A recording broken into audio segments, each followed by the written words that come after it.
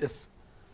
Survey సమాచారం సగమే సమగ్ర కులగణనలో అన్ని వివరాలు చెప్తలే దరఖాస్తులో 56 ప్రశ్నలు 19 ఉప ప్రశ్నలు కులం కుటుంబం వివరాలు అప్పులు చెప్తున్నారు ఆస్తుల పథకాల లబ్ధి ఇతర పత్రాల ప్రశ్నలకు నో అట వస్తున్న స్కీమ్స్ పోతాయని భయంతో వెనకడుగు జీతాలు కూడా కరెక్ట్గా వెల్లడించని కొందరు ప్రభుత్వ ఉద్యోగులట రాష్ట్ర ప్రభుత్వం ప్రతిష్టాత్మకంగా చేపట్టిన సమగ్ర కులగణన సర్వేలో సగం సమాచారమే వస్తున్నది దరఖాస్తుల్లో ఉన్న ప్రశ్నలన్నిటికీ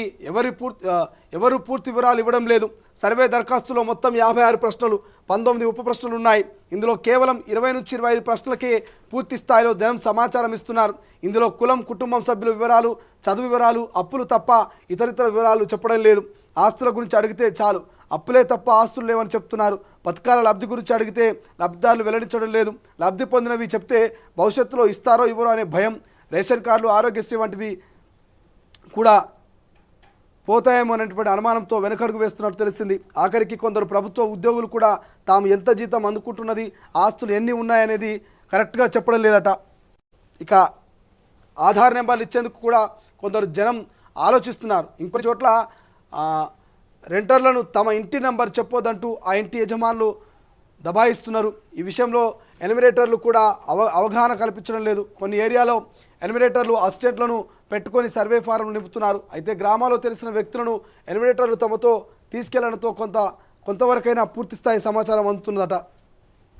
ఇప్పటి వరకు 58.3% ఇళ్ల సర్వే పూర్తి ఈ నెలాఖరులోగా సర్వే పూర్తి చేయాలని ప్రభుత్వం డెడ్లైన్ పెట్టుకున్నది ఇప్పటికే 58.3% పూర్తి అయినట్లుగా వెల్లడించింది ఇంకో వారం 10 రోజుల్లో వివరాలని నమోదు పూర్తయ్యే అవకాశం ఉంది సర్వేలో భాగంగా రాష్ట్రంలో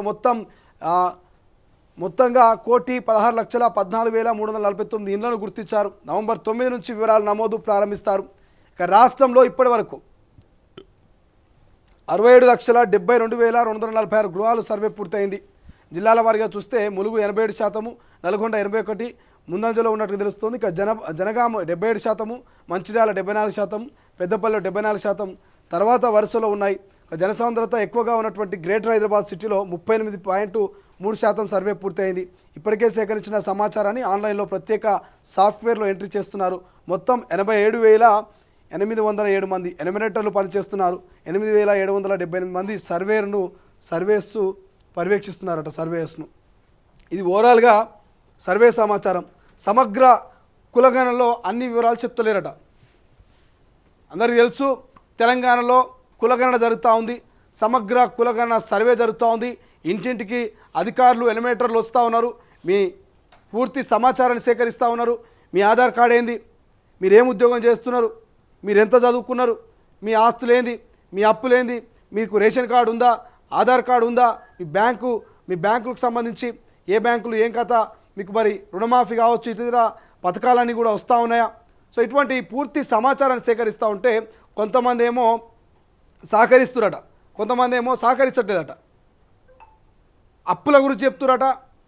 కానీ ఆస్తుల గురించి చెప్పట్లేదట సో భయపడుతున్నారు కొంతమంది సర్వేకి సంబంధించి దాదాపు 60-70 ప్రశ్నలు ఉంటే 25-30 ప్రశ్నలకు మాత్రమే సమాధానాలు చెప్తురట దాదాపు 60% ఇప్పటికీ సర్వే పూర్తయింది మిగిలినటువంటి 40% సర్వేను కూడా త్వరలోనే పూర్తి చేస్తాం సో నవంబర్ ఎండింగ్ డెడ్లైన్గా రాష్ట్ర ప్రభుత్వం పెట్టింది కాబట్టి సో సర్వేకి సంబంధించి సో కొంతమంది సహకరిస్తున్నారు గ్రామాల్లో ఎన్యుమరేటర్లు గ్రామంలో ఉన్నటువంటి లోకల్ వాళ్ళని పెట్టుకొని అక్కడికి పోయి సర్వేలు చేస్తారు కాబట్టి సిటీలో కొంత ఇబ్బందికరమైనటువంటి వాతావరణం ఉంది కేవలం 38% మాత్రమే అంటే 40% మాత్రమే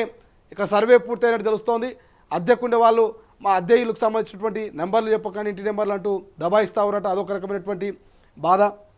ఓవరాల్గా మాత్రం 56 ప్రశ్నలు 19 ఉప ప్రశ్నలు అంటే ఓవరాల్గా ఒక ఈ 50 ఒక 20 అంటే 76 ప్రశ్నలు 75 ప్రశ్నలు అనుకో 75 25 30 ప్రశ్నలకు ఆన్సర్ ఇస్తున్నారట మిగతా అన్ని కూడా దాటి వేసే ప్రయత్నాలు చేస్తారు స్కీములు వస్తాయో రావో వచ్చేటువంటి పథకాలు ఆగిపోతాయేమో అనేటువంటి అనుమానము భయాందోళన కొంత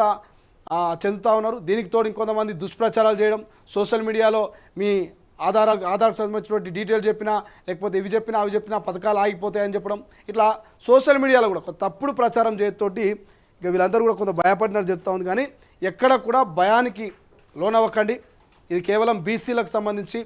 వెనుకబడినటువంటి బడుగు బలహీన వర్గాలకు సంబంధించిన ఒక లెక్క తీరడానికి ఈ కులగణన జరుగుతూ ఉంది సో ఇంటింటి సర్వే జరుగుతూ ఉంది సో మీరు ఇచ్చేటువంటి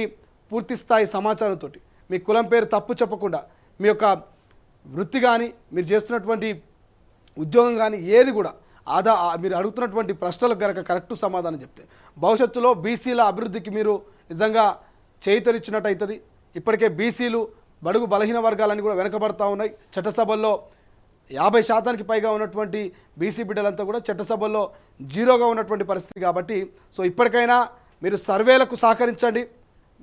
బీసీలు కనుక అభివృద్ధి చెందాలంటే సర్వేలకు సహకరించాలి. సో 2% 3% ఉన్నటువంటి ఓసీలు వెలమలు ఇవాళ రాజ్యాన్ని ఏళ్తూ ఉంటే 50% పైగా ఉన్నటువంటి బీసీలు మాత్రం ఇంకా వెనుకబడిపోతూ ఉన్నారు. కాబట్టి సో ఈ సర్వేలన్నీ కూడా వెనుకబడినటువంటి బీసీ ఎస్సీ ఎస్టీలకు మాత్రము ఇక రాజకీయంగా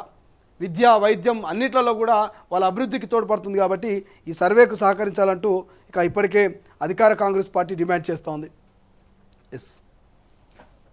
ఒకసారి ఈ వార్త చూద్దాం.